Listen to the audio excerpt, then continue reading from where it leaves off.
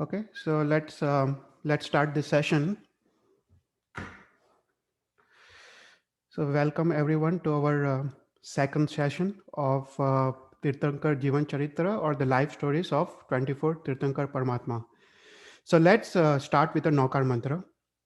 Namo Harihantanam, Namo Siddhanam, Namo Ayariyanam, Namo Vajayanam, Namo Loe Savasahunam, Eso Panchanamukaro, Sava Pava Parasano, Manglarancha Savvesim, Paramam Havai Mangalam.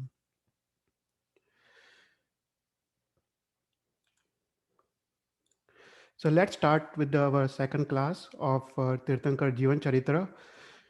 So in the last class, we saw the first three bhavs of Bhagwan Rishabdev, and we also saw some of the concepts of the card chakra. So we saw that the time has no beginning or no end, and this time is divided into equal time periods, and we called this time period as card chakras.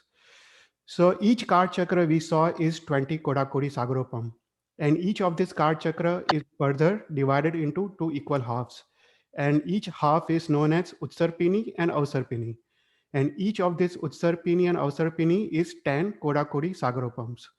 And we saw that each of these card chakras, each of these Utsarpini and Avsarpini is further divided into 6 aras. And these 6 aras are of unequal time periods. And currently we are in the fifth ara of Avsarpini. So Avsarpini, the fifth ara is 21,000 years, and 2,600 years has passed in this fifth ara, and another 18,300 years are still left in the fifth ara.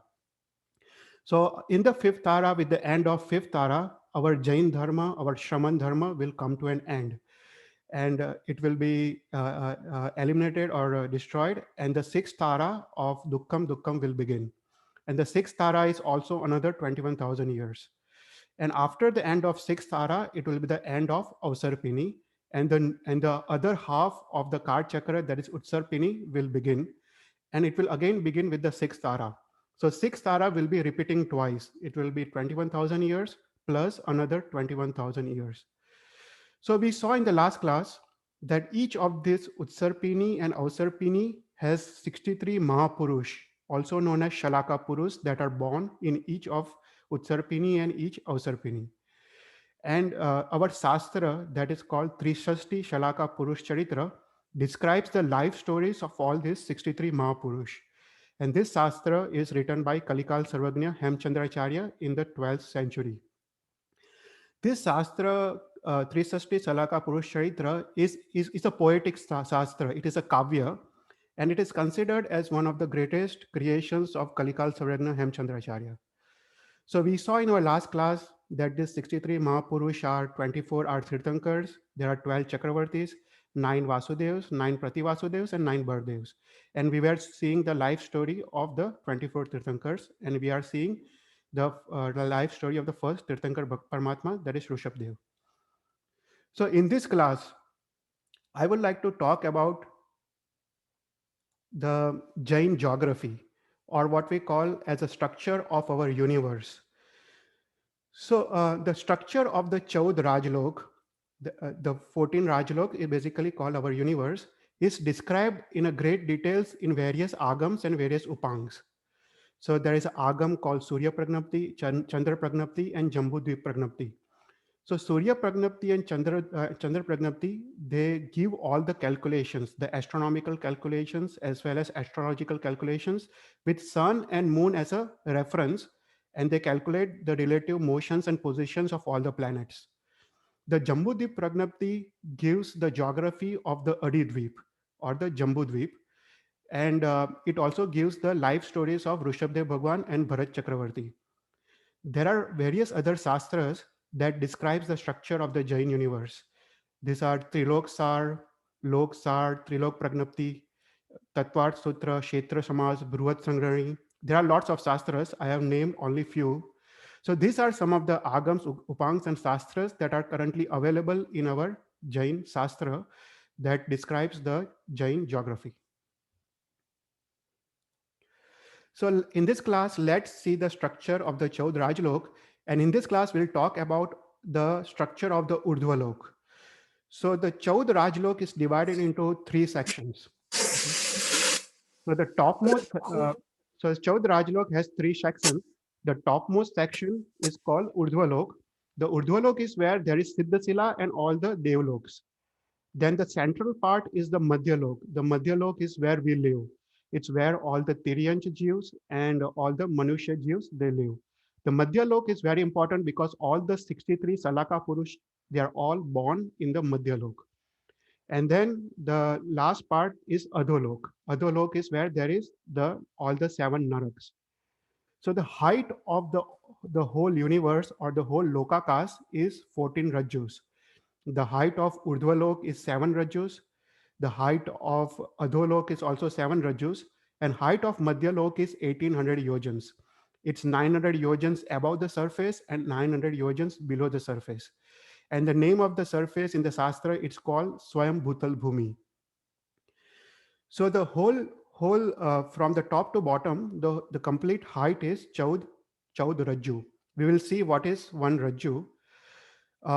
So in the central of this Chaud Rajlok, there is a Nadi. It is known as Thrust Nadi. This Thrust Nadi runs from the top of the Chaud Rajlok to the bottom of the Chaud Rajlok. And the width of this Thrust Nadi is 1 Rajju. So what is Thrust Nadi?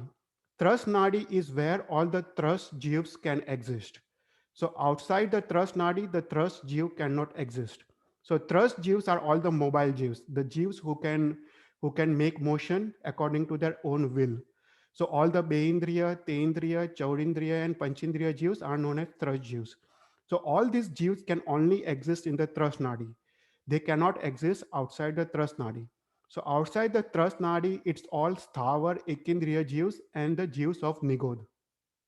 So this is a basic structure of our Chaud Rajlok.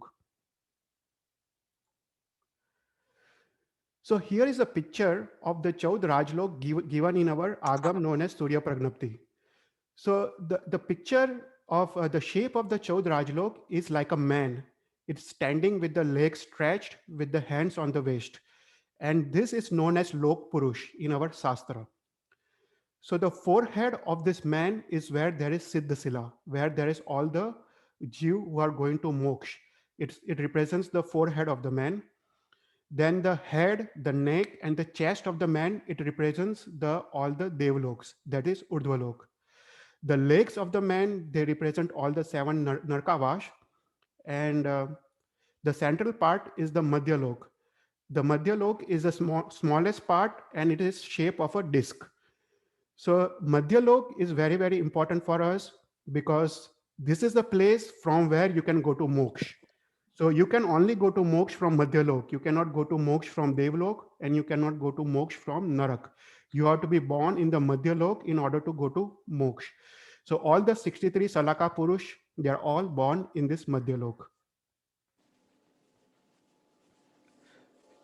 So let's see some of the units of measurement given in our Jain Shastras. So one dhanush is a distance of 4 feet. Now in some Shastras, it says 5 feet or 6 feet, but for our consideration, let's say it is 4 feet, 4 feet. So 2000 dhanush is 1 kosh and 4 kosh is 1 yojan. So 1 yojan roughly comes to around 9 miles or around 12 or 13 kilometers. So that is 1 yojan. And this 1 yojan distance is very, very important to remember because in our Shastra, you will come across this 1 yojan distance at lots of places. Yes, you should watch this. This is real. Now, that is, we don't know, but this is something unimaginable, but really it has happened. So, can you mute? Okay, thank you. So 1 yojan is very, very important distance. So for example, our Samosaran, where the Bhagwan gives Deshna, the diameter of the Samosaran is 1 yojan for Bhagwan Mahavir. So this 1 yojan distance you will come across at several places in the Shastra, and you have to remember it's close to 9 miles. So what is 1 Rajju distance? So 1 Rajju distance in Shastra, there are a couple of definitions. And the first definition is a Dev, if a Dev flies for a period of 6 months at a speed of 20 lakhs 57,152 yojans every samay. Now, one samay is a very, very small time, and there are countless samays in 1 second. So, if a dev flies at such a high speed every samay, the distance he travels if he flies for 6 months is known as one raju. So, for our thinking, just consider as a countless miles or countless kilometers is one raju. There is another definition given in the Shastra. It says that if a Indra Devta he throws a thousand kg ball, iron ball, uh, with a full force. If this iron ball is falling, and the time it takes, for if it travels for 6 months, the distance it covers is one rajju. So these are the couple of definitions. For our sake, we can just say one rajju is a distance that is countless, or it is a very, very large distance. So in this class, I would like to talk about the Devlok. So in our Shastra, Jiv Vichar, I don't know if some of you have read or not, but Jiv Vichar, there are 535 classifications of Panchindriya Jivs. Okay, there are 14 classifications of Narak, 20 classifications of Tiryansh, 303 classifications of Manushya, and 198 classifications of Dev. So, so in this class, we are just going to talk about the 198 classifications of the Devs in the Devlok. So what are 198 types of Devs? So there are 38 types of Devs in the Urdhva. There are 36 types of Devs in the Madhyalok where we live, and there are 25 types of Dev in the Adho. So 38 plus 36 plus 25, there are 99 types of Devs. So in this class, we'll just talk about the Devs in the Urdhva. In the next class, we'll talk about the Devs in the Madhyalok and Adho. So in the Urdhva, there are 38 types of devs, and there are 12 Vaimanic devs, 3 types of Kilbishak devs, 9 Gravyak devs, 5 Anuttar devs, and 9 Lokantik devs. And we'll see in details who are these devs. So in the Urdhva we have got 38 types of devs, and these devs are also known as Vaimanic devs. Now total, there are 99 types of devs, and these devs can be both Paryapt and Aparyapt. Now we'll talk about what is Paryapti and Aparyapti in our next class. But to understand a small concept is when Dev takes Janma, for the first 48 minutes, for the first Antarmurat, they are all Aparyapt. That means they are making their body, their Indriya, their mind and everything. So there are 6 types of Paryaptis that Dev completes in 48 minutes. And after 48 minutes, they are known as Paryapt. So by default, all the devs, they are Paryapt. They do not die in the Aparyapt avastha. So like humans, like Manushya or Tiryansh, we can die in the Aparyapt avastha, but Devlok ka Dev, they do not die in the Aparyapt avastha, because the minimum Ayushya of Dev is 10,000 years. So all the Dev for the first 48 minutes when they are born, they are Aparyapt, and after Antarmurat, they become Paryapt. So there are 99 types of Devs, and 99 types of multiply by 2, there are total 198 types of Devs. So in this class, we'll just talk about the devs that are in the Urdhva Lok. Those are known as Vaimanic devs.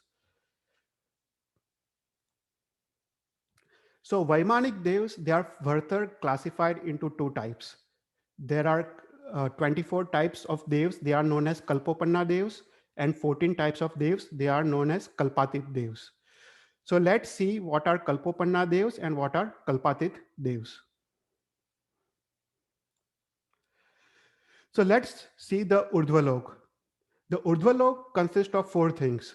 The top of the Urdhvalok is Siddhasila, and just below the Siddhasila are the 5 Devloks known as Anuttar Viman.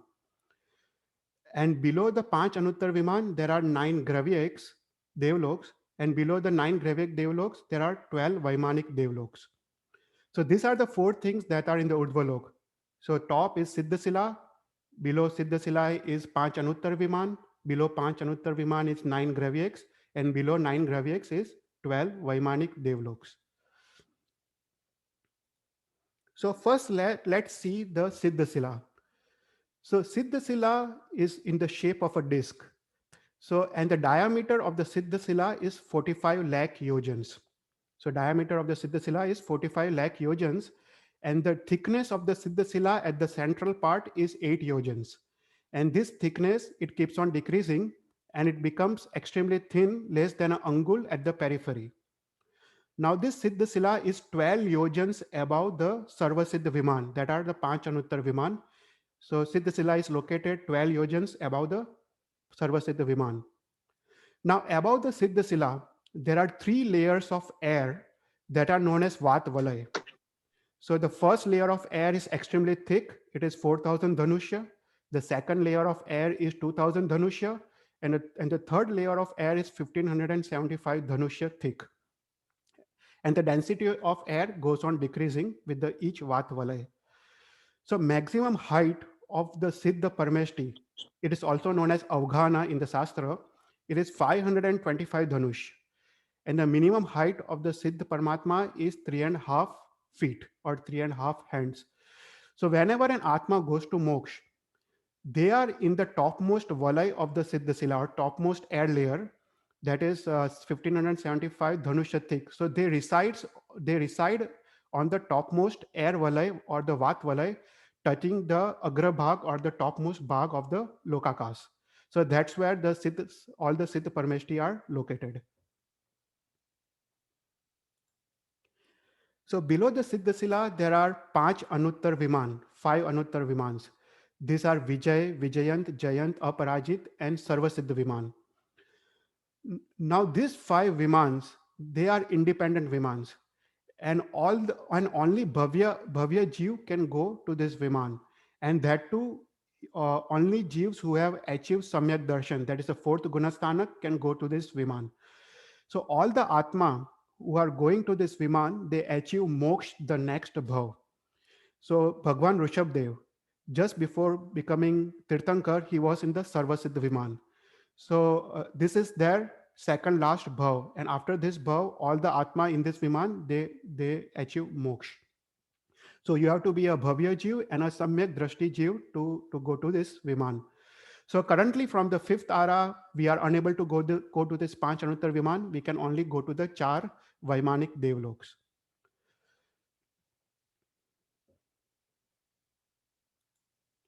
So below the Panch Anuttar Viman are the 9 Gravyak Devloks. Now these 9 Gravyak Devloks, both Bhavya and Abhavya Atma can go to this nine Gravyak Devloks. And these nine Gravyak Devloks are Sudarshan, Supratibad, Manoram, Sarvatobhadra, Suvishal, Sumanas, Sumanashya, Priyankar, and Nandikar. So these are the names of 9 Gravyak Devloks. So Gravyak in Sanskrit, it means neck. And that's why in the these 9 devloks, they are located on the neck of the Lok Purush, and that's why they are known as Gravyak. So the devs that are in this Panch Anuttar, 5 Anuttar Vimans, and 9 Gravyak devloks are known as Kalpatit devs. So what are Kalpatit devs and what are Kalpopanna devs? So Kalpatit devs, it means independent devtas. It means that this devta, they do not have any relationship or contact with the another devta or another subordinates in that viman. They are all independent, and they have got their own independent dwellings. So here in Panch Anuttar and 9 Gravyaks, they do not have family structure. They do not have social structure. They do not have political system or Rajya Vyavastha. They are all independent, and they are Indra of themselves, and that's why they are known as Aham Indra. So in Shastra, when we are looking at the Charitra, you will come across this term known as Aham Indra.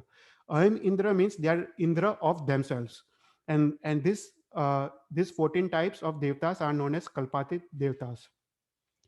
And now all the other devtas, that is devtas or 12 Vaimanik devloks, the devtas of Bhuvanpati, devtas of Vyantar, Jyotish devtas, and all the other devtas are known as Kalpopanna devtas. So Kalpopanna devtas are the devtas where they have a structure like us. They have a king that is known as Indra. They have got assembly. They have got ministers.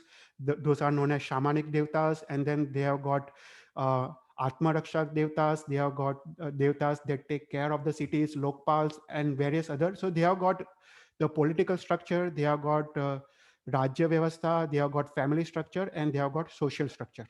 So all those devtas are known as Kalpopanna devtas.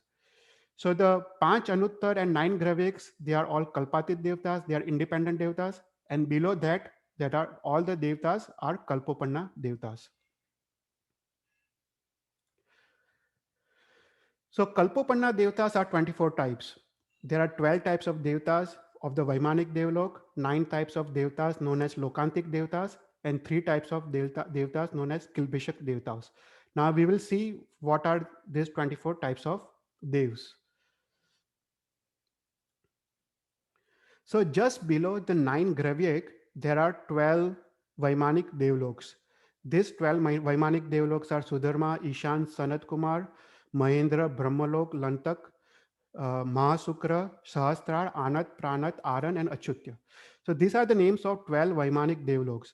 Now from this Bharat Kshetra, from this fifth ara, we can only go to the first 4 Devloks. That means we can only go up till the Mahendra Devlok. We cannot go beyond the fourth Devlok. Why can we go to the fifth one? Let's do the question answers after. Okay, we'll come to the question answers after our session. Okay. So so in the Urdhva, let's understand the structure of the Urdhva. So if you look at the height of the Urdhva is 7 Rajjus. So in the first Rajju, you will see there is a Siddhasila and there is a Panch Anuttar and 9 Gravyak Devloks in the first one Raj height. Now in the second Raj height, you have got four Vaimanik Devloks, that is 9, 10, 11, and 12. In the third Rajju height, you have got 3 Devloks, that is 6, 7, and 8.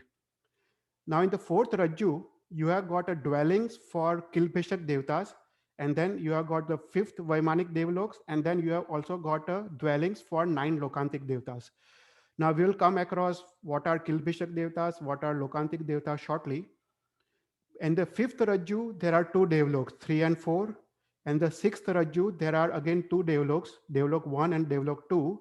And there is also a dwelling for Kilbishak Devtas. And just below the first and second Vaimanik Devlos, there is another dwelling for Kilbishak Devtas. So in total, there are 3 places or 3 dwellings where the Kilbishak Devtas live. And there is 1 dwellings for 9 Lokantik Devtas.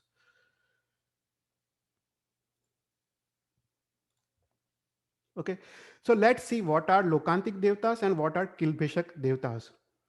So there are 9 types of Lokantik Devtas. These are Saraswat, Aditya, Vahit, Arun, Gardnoya, Trushit, Avyabad, Marut, and Arishta. So Lokantik Devtas, they are Param Bhakt of Tirthankar Parmatma. And they all the Jeeves who are Bhavya and Samyak Drashti can only become Lokantik Devta. So for Lokantik Devta, like Panch Anuttar Viman, this is their last bhav. And the next bhav, all the Lokantik Devta, they go to Moksha. So that's why they are known as Lokantik. जिसका लोक का अंत आने वाला हो उसको लोकांतिक कहते हैं. So these are the Lokantik Devtas, and you need to be a Samyak Drashti Jeev to go to the Lokantik Devtas.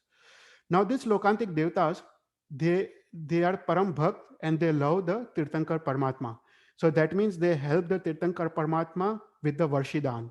When Bhagwan is doing Varshidan, before taking Diksha, these Lokantik Devtas and come to help the Bhagwan. They come during all the 5 Kalyanaks of Tirthankar Paramatma, and they also come to request the Tirthankar Paramatma to take Diksha.